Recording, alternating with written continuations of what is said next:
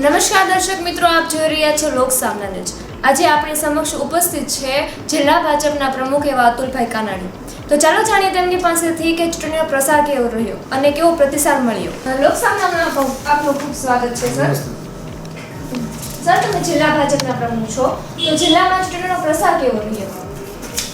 અમરેલી જિલ્લામાં અમારી 34 જિલ્લા પંચાયતની બેઠકોમાં એની વ્યવસ્થાના ભાગરૂપે એની નીચેની આવતી તાલુકા પંચાયત 11 તાલુકા પંચાયત છે અને 6 નગરપાલિકાઓ, એમ કુલ મળીને 408 ઉપરાંત ભારતીય જનતા પાર્ટીના લડવૈયા ઉમેદવારો ચૂંટણી લડી રહ્યા છે। ખૂબ સારી રીતે વ્યવસ્થા અમે શરૂઆતથી જ ગોઠવી હતી અને અત્યાર સુધીની કમ્પ્લીટલી બધી જ વ્યવસ્થાઓ ગોઠવાઈ ગઈ છે। દરેક બૂથ સુધીના અમારા એજન્ટો પણ નક્કી થઈ ચૂક્યા છે, એમના ફોર્મ પણ ભરાઈ ગયા છે। સ્લીપો પણ ઘર ઘર સુધી અમારા દરેક ઉમેદવારોએ અને કાર્યકર્તાઓએ દરેક લોકોનો સંપર્ક કરીને ઘર સુધી સ્લીપો પણ પહોંચાડી આપી છે અને 3 થી 4 વખત દરેક ઘરનો સંપર્ક ભારતીય જનતા પાર્ટીના કાર્યકર્તાઓ અને દરેક ઉમેદવારોએ ઘરે ઘરે જઈને કરેલો છે। એટલે ખૂબ સારી રીતે પ્રચાર વ્યવસ્થા, અમારા આગેવાનોનો પ્રવાસ અને પ્રદેશ ભારતીય જનતા પાર્ટીનું માર્ગદર્શન સંપૂર્ણ સંકલન કરી અને ખૂબ સારી રીતે અમે ચૂંટણી લડી રહ્યા છીએ। સાહેબ, અત્યારે લોકોનું મૂડ કેવું છે? શું ભાજપ તરફથી મતદાન કરશે? વિકાસની બાબતમાં જોઈએ તો લોકો પ્રથમ પસંદગી ભાજપ ઉપર ઉતારે છે।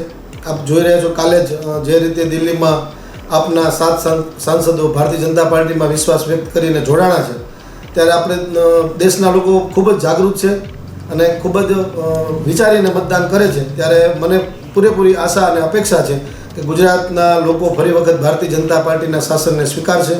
જે રીતે વિકાસની ગતિ આગળ વધી રહી છે એને ફરી વખત આગળ ચલાવવા માટેનો પૂરેપૂરો પ્રયાસ કરશે અને અમને પૂરેપૂરું સમર્થન આપશે। ઓકે સર, આ સમયે આમ આદમી પાર્ટી પણ સક્રિય થઈ છે, તો શું લાગે છે ભાજપના મત તોડવા માટે સફળ થશે? દર વખતે આવા નવા કોઈ પક્ષો અન્ય તો આવતા હોય છે, આપણે ઘણા સમયથી જોઈએ છે ગુજરાતમાં, પણ ગુજરાતની પબ્લિક એટલી શાણી અને સમજુ છે કે ત્રીજા પક્ષને કોઈ દી પણ સ્વીકારતી નથી। ઘણી ગાંઠી 1-2 સીટો એમને આવે, પરંતુ એમને સત્તા ક્યારેય મળતી નથી હોતી।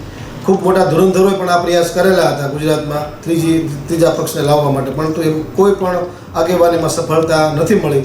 એટલે અમને પૂરેપૂરી આશા છે ગુજરાતની જનતા ઉપર કે તેઓ સંપૂર્ણ રીતે ભારતીય જનતા પાર્ટીના ઉમેદવારો તરફી મતદાન કરી અને કમળને જ વિજેતા બનાવશે। લોકોની આપણી પાસે અપેક્ષા કેવી છે? જો તમારો વિજય થશે તો લોકોની અપેક્ષાઓ પૂરી થશે? ખૂબ સારી રીતે ભારતીય જનતા પાર્ટીના આગેવાનોએ, ચૂંટાયેલા પ્રતિનિધિઓએ લોકોની સુખાકારીના ખૂબ સારા કામો કરેલા છે। જે બાકી છે એ ભારતીય જનતા પાર્ટીના જ શાસનમાં થવાના છે। એટલે અમને જે કામ બાકી છે અમે જ કરવાના છીએ અને જે કર્યા છે લોકોના જરૂરિયાત મુજબના, લોકોની અપેક્ષા મુજબના, એ ભારતીય જનતા પાર્ટીના નેતૃત્વમાં જ થયા છે।